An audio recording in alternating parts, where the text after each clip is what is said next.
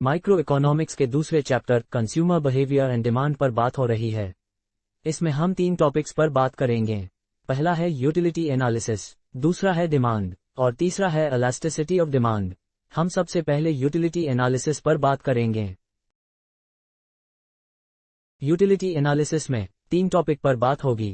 पहला है यूटिलिटी, दूसरा है कार्डिनल यूटिलिटी एनालिसिस और तीसरा है ऑर्डिनल यूटिलिटी एनालिसिस। पहले टॉपिक पर बात हो चुकी है, अब हम दूसरे टॉपिक पर बात करेंगे। कार्डिनल यूटिलिटी एनालिसिस में हम 5 टॉपिक पर बात करेंगे। पहला है कुल उपयोगिता और सीमांत उपयोगिता, दूसरा है घटती हुई एमयू का नियम, तीसरा है एमयू और टीयू के बीच ताल्लुकात, चौथा है उपभोक्ता संतुलन एक सामान के मामले में, और पांचवा व आखिरी है उपभोक्ता संतुलन 2 या 2 से ज्यादा सामानों के मामले में। पहले 3 टॉपिक पर बात हो चुकी है। इस वीडियो में हम चौथे टॉपिक पर बात करेंगे। इस वीडियो में हम उपभोक्ता संतुलन एक सामान के मामले पर बात करेंगे। इस टॉपिक को अच्छी तरह से समझने के लिए हम कुछ बुनियादी बातों को अच्छी तरह से समझ लेते हैं, जैसे पहला यूटिलिटी, दूसरा मार्जिनल यूटिलिटी, तीसरा मार्जिनल यूटिलिटी का घटना, चौथा यूटिलिटी का लेन देन करना, पांचवा एमयू का मौद्रिक मान, छठा मैक्सिमम सैटिस्फैक्शन, सातवां संतुलन का मतलब और आठवां उपभोक्ता संतुलन का मतलब। अब एक एक करके इन बातों को समझते हैं। यूटिलिटी, हम जानते हैं कि दुनिया के हर चीज में कोई ना कोई ताकत जरूर से होती है जिससे हमें कोई ना कोई फायदा मिलता है। जैसे खाना में भूख मिटाने की ताकत होती है तो पानी में प्यास बुझाने की ताकत होती है, इसी तरह से कलम में लिखने की ताकत होती है। दरअसल इसी ताकत को ही यूटिलिटी कहा जाता है। मार्जिनल यूटिलिटी, अगर हम कहें कि एक रोटी के खाने से हमारी भूख कितनी मिटी या हमें कितना सैटिस्फैक्शन मिला, तब हम ये कह सकते हैं कि रोटी खाने वाले को ही इसका पता चलता है कि उसकी भूख कितनी मिटी। इस तरह से यूटिलिटी या सेटिस्फैक्शन को हम डायरेक्टली माप नहीं सकते, जैसा कि हम किसी सामान को उसको वजन करके माप सकते हैं। लेकिन फिर भी अगर सेटिस्फैक्शन को एक नंबर दिया जाए, जैसे इस रोटी को खाने से मुझे 12 के बराबर सेटिस्फैक्शन मिला, तो इसी 12 नंबर को रोटी का मार्जिनल यूटिलिटी कहा जाता है। इस तरह से एक ग्लास पानी पीने से 20 नंबर के बराबर सेटिस्फैक्शन मिलता है, तब इसी 20 नंबर को एक ग्लास पानी का मार्जिनल यूटिलिटी कहा जाता है। सीमांत उपयोगिता का घटना, हम जानते हैं कि कोई भी चीज अगर हम बार बार इस्तेमाल करते हैं तब हर यूनिट से मिलने वाला सेटिस्फैक्शन घटता है। जैसे ताजमहल घूमने का मजा जितना पहली बार में आता है उतना दूसरी बार में नहीं आता, यानी पहले के मुकाबले में दूसरी बार में सेटिस्फैक्शन कम मिलता है। इसी तरह से अगर पहली रोटी के खाने से 12 के बराबर सैटिस्फैक्शन मिल रहा है, तब दूसरी रोटी के खाने से हमारा सेटिस्फैक्शन घटकर 7 हो जाएगा। इसी तरह से तीसरी रोटी के खाने से हमारा सेटिस्फैक्शन और घटकर 4 हो जाएगा। इस तरह से हम देखते हैं कि हालात एक जैसी रहने पर किसी भी गुड्स के हर एक यूनिट का मार्जिनल यूटिलिटी घटता है। उपयोगिता का लेन देन करना, हम जब कोई सामान खरीदते हैं तब सही मायनों में देखा जाए तो हम उपयोगिता का लेन देन कर रहे होते हैं। अब सवाल है कि कैसे, आइए इसे एक एग्जाम्पल से समझते हैं। जब हम दुकानदार से 10 रुपए में एक कलम खरीदते हैं तब यहाँ 2 पहलू होता है। पहला है कलम को खरीदना और दूसरा है इस कलम के बदले में 10 रुपए देना। जब हम कलम खरीद लेते हैं तब इससे हमारा सैटिस्फैक्शन बढ़ता है, लेकिन दूसरी जानिब कलम के बदले 10 रुपए देने से हमारा सैटिस्फैक्शन घटता है।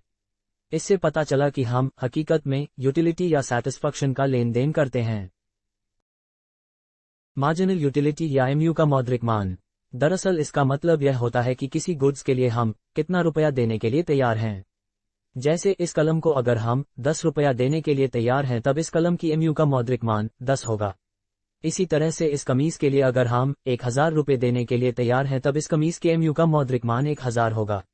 यहाँ ख्याल रहे कि किसी गुड्स का लगातार इस्तेमाल करने पर उसके एमयू का मौद्रिक मान घटता जाता है। जैसे इस पहली कमीज के लिए हम 1000 रुपये खर्च करने के लिए तैयार हैं। अब अगर यही कमीज हमें दोबारा 1000 रुपये में मिले तब हम इसे नहीं खरीदेंगे। सवाल है कि क्यों? वजह यही है कि इस दूसरी कमीज से पहले वाले कमीज के मुकाबले में हमें कम सेटिस्फैक्शन मिल रहा है, इसलिए इस दूसरी कमीज के लिए हम कम कीमत जैसे 800 रुपये देने के लिए तैयार होंगे। तब इस दूसरी कमीज के एमयू का मौद्रिक मान 800 होगा। मैक्सिमम सैटिस्फैक्शन, एक इंसान की फितरत होती है कि जब वह किसी गुड्स का इस्तेमाल करता है तब वह इसका मुकम्मल हिस्सा इस्तेमाल करता है, तभी उसे मैक्सिमम सैटिस्फैक्शन मिलता है। जैसे मिस्टर ए एक आइसक्रीम 10 रुपए में खरीदता है, लेकिन जैसे ही इस आइसक्रीम को मिस्टर ए अपने हाथ में लेता है, आइसक्रीम हाथ से फिसलकर जमीन पर गिर जाता है। ऐसी सूरत में हम कहेंगे मिस्टर ए को 10 रुपए का नुकसान हो गया है। इसका मतलब ये है कि मिस्टर ए को इस 10 रुपए से कोई भी सैटिस्फैक्शन नहीं मिलेगा। इधर मिस्टर बी इस 10 रुपए वाले आइसक्रीम का सिर्फ कुछ ही हिस्सा खाता है, तब हम कहेंगे कि उसे लो सैटिस्फैक्शन यानी कम सेटिस्फैक्शन मिला। अब अगर मिस्टर सी इस 10 रुपए वाले आइसक्रीम का पूरा हिस्सा इस्तेमाल करता है, तब हम कहेंगे कि मिस्टर सी को ज्यादा से ज्यादा सैटिस्फैक्शन या मैक्सिमम सैटिस्फैक्शन मिला।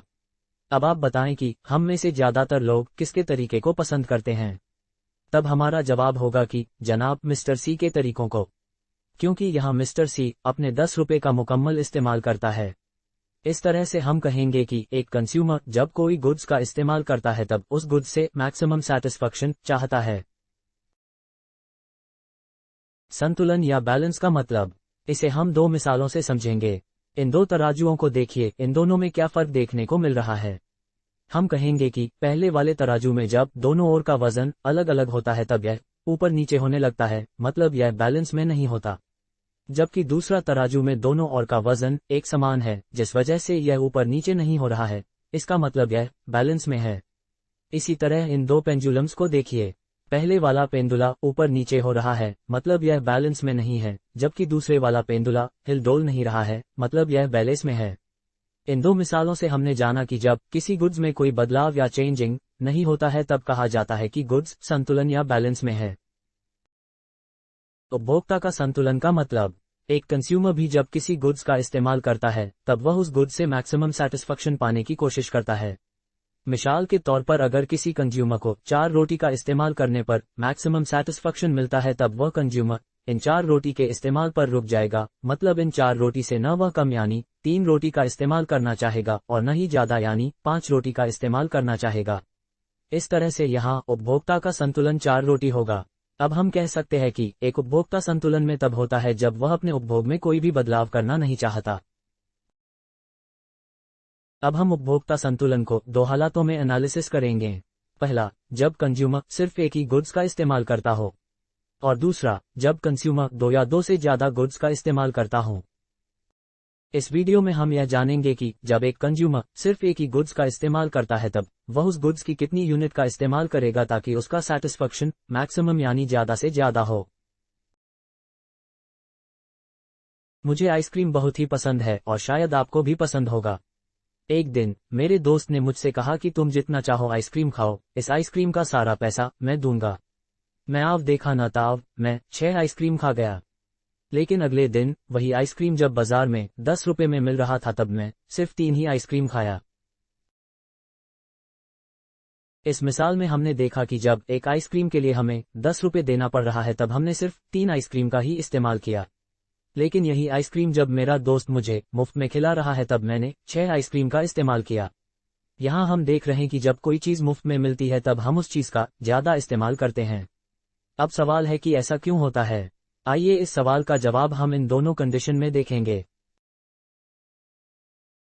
जब चीजें मुफ्त में मिले, ऐसी सूरत में हम उस चीज का तब तक इस्तेमाल करते हैं जब तक कि हम उससे ऊब ना जाएं। जैसे आइसक्रीम वाले एग्जाम्पल को देखते हैं, जब यह हमें मुफ्त में मिले। अब पहला आइसक्रीम खाने पर हम मान लेते हैं कि हमारा सैटिस्फैक्शन 20 यूटिल के बराबर मिला।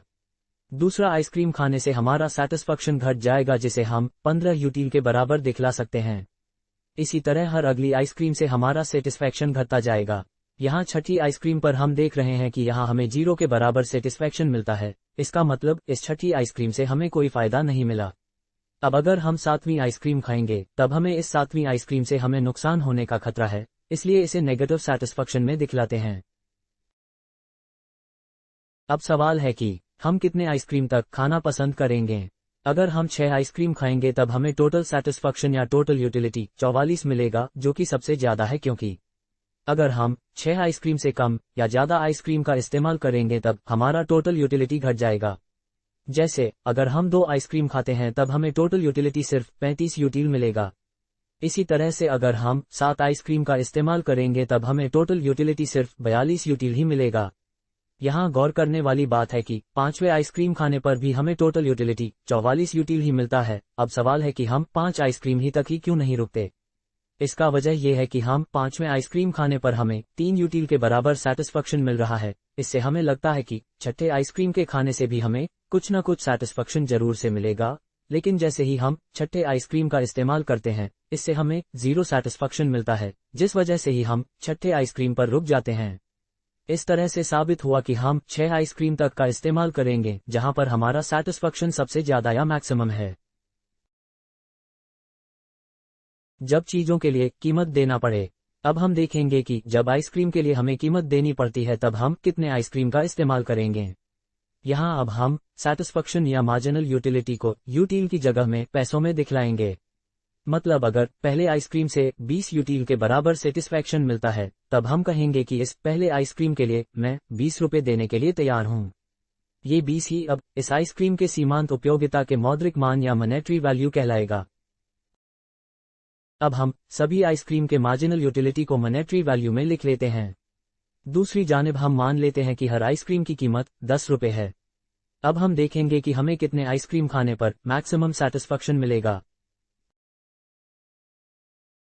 जब मुझे पहला आइसक्रीम खाने की ख्वाहिश हुई तब मैं इस पहले आइसक्रीम के लिए 20 रुपये कीमत देने के लिए तैयार था, लेकिन हकीकत में मुझे यह आइसक्रीम सिर्फ 10 रुपये में मिला। इस तरह से मुझे इस पहले आइसक्रीम से 10 रुपये का फायदा मिला।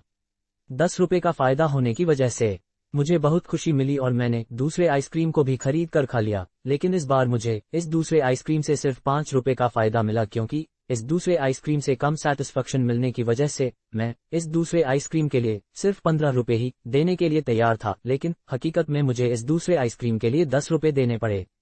मुझे 2 आइसक्रीम के खाने पर अब तक 10 + 5 यानी 15 रुपये का फायदा मिल चुका था। मैं चाहता तो इस दूसरे आइसक्रीम को खाकर ही रुक जाता, लेकिन चूंकि इस दूसरे आइसक्रीम से मुझे 5 रुपये का फायदा मिल चुका था, इसलिए मुझे उम्मीद थी कि मुझे तीसरे आइसक्रीम को खाने से कुछ ना कुछ फायदा जरूर से मिलेगा। इसी उम्मीद पर मैंने जब तीसरा आइसक्रीम खाया तो मुझे 10 रुपये के बराबर सेटिस्फैक्शन मिला और हकीकत में मुझे इस तीसरे आइसक्रीम के लिए 10 रुपये देने पड़े, जिससे मुझे इस तीसरे आइसक्रीम से कोई भी एक्स्ट्रा फायदा नहीं मिला। इसलिए अब मैं इसी तीसरे आइसक्रीम को खाकर रुक जाऊंगा। अब अगर मान लिया जाए कि मुझे जबरदस्ती मेरे दोस्त ने मुझे चौथी आइसक्रीम खाने के लिए कहता है, तब मैं इस चौथी आइसक्रीम के लिए और भी कम सैटिस्फैक्शन मिलने की वजह से इसके लिए सिर्फ 6 रुपये देना चाहूंगा, लेकिन हकीकत में मुझे इसके लिए 10 रुपये देने पड़ेंगे, जिससे मुझे 4 रुपये का नुकसान हो जाएगा। इसलिए मैं चौथी आइसक्रीम नहीं खाऊंगा। अब ये हम जान गए कि हम 3 आइसक्रीम खाकर रुक जाएंगे। इसका मतलब ये है कि मेरा संतुलन इस 3 आइसक्रीम पर होगा। ना मैं 3 आइसक्रीम से कम खाऊंगा और ना ही 3 आइसक्रीम से ज्यादा। अब अगर हम आइसक्रीम को एक्स गुड्स माने, तब हम आइसक्रीम के मार्जिनल यूटिलिटी के मॉनेटरी वैल्यू को MU(X) में दिखलाएंगे और आइसक्रीम के कीमत को PX में दिखलाएंगे। यहाँ हम देख रहे हैं कि हमारा संतुलन तीसरे गुड्स पर है, जहाँ इस तीसरे गुड्स का MU(X) 10 है और इसका कीमत यानी PX भी 10 है, मतलब दोनों बराबर हैं। तब हम कह सकते हैं कि एक उपभोक्ता संतुलन में तब होता है जब एक्स गुड्स का MU(X) और PX दोनों बराबर हों। इस तरह से तीसरे गुड्स में मैं संतुलन में हूं, जहां एक्स गुड्स का MU(X) और PX बराबर है। अब अगर हम मान लें कि मैं 3 गुड्स से कम यूनिट यानी सिर्फ एक ही यूनिट का इस्तेमाल करता हूं, तब ऐसी सूरत में एक्स गुड्स का MU(X) इसके PX से ज्यादा होगी। यहाँ मुझे तो फायदा तो हो रहा है, लेकिन ज्यादा से ज्यादा फायदा या सैटिस्फैक्शन नहीं हो रहा, इसलिए मैं और ज्यादा गुड्स का इस्तेमाल तब तक करूंगा जब तक कि उस गुड्स से मुझे मैक्सिमम सैटिस्फैक्शन ना मिल जाए। इसी तरह अगर हम 3 यूनिट से ज्यादा यानी 5वें यूनिट का इस्तेमाल करता हूं, तब ऐसी सूरत में MU(X) PX से कम होगी, मतलब मुझे यहाँ घाटा हो रहा है। फाइनली अब हम यही कहेंगे कि मेरा मैक्सिमम सैटिस्फैक्शन तभी होगा जब MU(X) और PX दोनों ही बराबर हों। इस तरह से हम देख रहे हैं कि जब कोई कंज्यूमर किसी एक्स गुड्स का इस्तेमाल करता है, तब उसके सामने 3 ऑप्शंस होते हैं। पहला, जब MU(X) PX से ज्यादा हो। ऐसे सूरत में कंज्यूमर को एक्स गुड्स के इस्तेमाल से मुनाफा या प्रॉफिट तो होता है, लेकिन मैक्सिमम प्रॉफिट नहीं होता, इसलिए कंज्यूमर एक्स गुड्स का ज्यादा इस्तेमाल करेगा। दूसरा, जब MU(X) PX से कम हो। ऐसी सूरत में एक्स गुड्स का इस्तेमाल करने से कंज्यूमर को घाटा होता है, जिस वजह से एक्स गुड्स के इस्तेमाल को घटाया जाता है। तीसरा, जब MU(X) और PX दोनों ही बराबर हों। ऐसी सूरत में ही एक कंज्यूमर को एक्स गुड्स का इस्तेमाल करने से मैक्सिमम प्रॉफिट या मैक्सिमम सैटिस्फैक्शन मिलता है। अब इसी बात को हम एक कर्व में देख लेते हैं। इस कर्व के y एक्सिस में x गुड्स के मार्जिनल यूटिलिटी और इसके कीमत को दिखलाएंगे तो वहीं x एक्सिस पर x गुड्स की क्वांटिटी को दिखलाएंगे। अब हम MUX को दिखलाएंगे जो बाएं से दाहिनी जानिब नीचे की ओर झुकेगी। इधर कीमत एक समान होने की वजह से यह x एक्सिस के पैरेलल होगी। यहाँ हम देख रहे हैं कि MUX और कीमत दोनों ही E पॉइंट पर बराबर है, मतलब एक कंज्यूमर अगर X गुड्स के Q क्वांटिटी का इस्तेमाल करता है, जैसा कि टेबल में तीसरे यूनिट को दिखलाया गया था, तब कंज्यूमर को मैक्सिमम सैटिस्फैक्शन मिलेगा। अब चलिए इसे साबित करते हैं। हम जानते हैं कि टोटल यूटिलिटी सभी मार्जिनल यूटिलिटी का जोड़ होता है। इस कर्व में E पॉइंट से पहले MUX का पूरा एरिया टोटल यूटिलिटी होगा, जिसे ग्रीन हिस्से से दिखलाया गया है। ये ग्रीन हिस्सा ये बतलाता है कि अगर हम Q क्वांटिटी या 3 यूनिट का इस्तेमाल करते हैं तब हमें टोटल यूटिलिटी या टोटल सेटिस्फैक्शन कितना मिल सकता है। दूसरी जानिब हम जानते हैं कि हमें इस Q क्वांटिटी को पाने के लिए कुछ कीमत भी देनी पड़ती है, जिससे हमारी सेटिस्फैक्शन में कुछ कमी हो जाती है, जिसे हम ब्लू कलर से दिखला रहे हैं। अब यहाँ बाकी ग्रीन हिस्सा ही हमारा नेट सेटिस्फैक्शन या प्रॉफिट का हिस्सा होगा, जिसे हर कंज्यूमर पाना चाहता है। अगर कंज्यूमर को ये सभी ग्रीन वाला हिस्सा मिल जाता है तब हम कहेंगे कि कंज्यूमर को मैक्सिमम सैटिस्फैक्शन मिल रहा है। अब हम देखेंगे कि अगर कोई कंज्यूमर Q से कम यानी अगर सिर्फ Q1 का इस्तेमाल करता है तब क्या हालात होते हैं। हम यहाँ देख रहे हैं कि Q1 पर MUX PX से ज्यादा है, जिससे हमें मुनाफा होगा। इस मुनाफे को मालूम करने के लिए हम Q1M1 में से Q1 P1 को घटाएंगे तो हमें P1M1 का फायदा होगा, जिसे इस तरह से लिख सकते हैं। यहाँ कुल फायदा को ब्लैक कलर वाले हिस्से में दिखलाया गया है। यहाँ हम देख रहे हैं कि अगर कंज्यूमर सिर्फ Q1 क्वांटिटी का इस्तेमाल करता है तब उसे सिर्फ ब्लैक कलर वाले हिस्से का सैटिस्फैक्शन मिलेगा और इस ग्रीन कलर वाले हिस्से का सैटिस्फैक्शन नहीं मिल पाएगा। यही वजह है कि एक कंज्यूमर Q क्वांटिटी तक X गुड्स का इस्तेमाल करेगा ताकि उसे सारा का सारा ग्रीन हिस्सा मिल सके, मतलब उसे मैक्सिमम सैटिस्फैक्शन मिल सके। अब हम देखेंगे कि अगर कोई कंज्यूमर Q से ज्यादा यानी Q2 क्वांटिटी का इस्तेमाल करता है तब क्या होता है। Q2 पर MUX PX से कम है, मतलब कंज्यूमर को Q2 पर नुकसान होगा। इस नुकसान को पता लगाने के लिए हम Q2 P2 में से Q2 M2 को घटाएंगे। Q2 पर घाटा M2 P2 होगा, जिसे हम इस तरह से लिख सकते हैं। यहाँ कुल घाटा को हम इस रेड कलर वाले एरिया में दिखला सकते हैं। इस तरह से साबित हुआ कि अगर हम Q क्वांटिटी से कम यानी Q1 गुड्स का इस्तेमाल करते हैं तब हमें ग्रीन कलर वाला हिस्सा के बराबर जो प्रॉफिट या सैटिस्फैक्शन मिलने वाला था वो नहीं मिल पाएगा। इसी तरह अगर हम Q क्वांटिटी से ज्यादा यानी Q2 गुड्स का इस्तेमाल करते हैं तब हमें रेड कलर वाला हिस्सा के बराबर नुकसान होगा। यही वजह है कि हम Q क्वांटिटी तक X गुड्स का इस्तेमाल करेंगे जहां MUX और PX दोनों ही बराबर हैं। अब आप इसे अपनी कॉपी में लिख लें।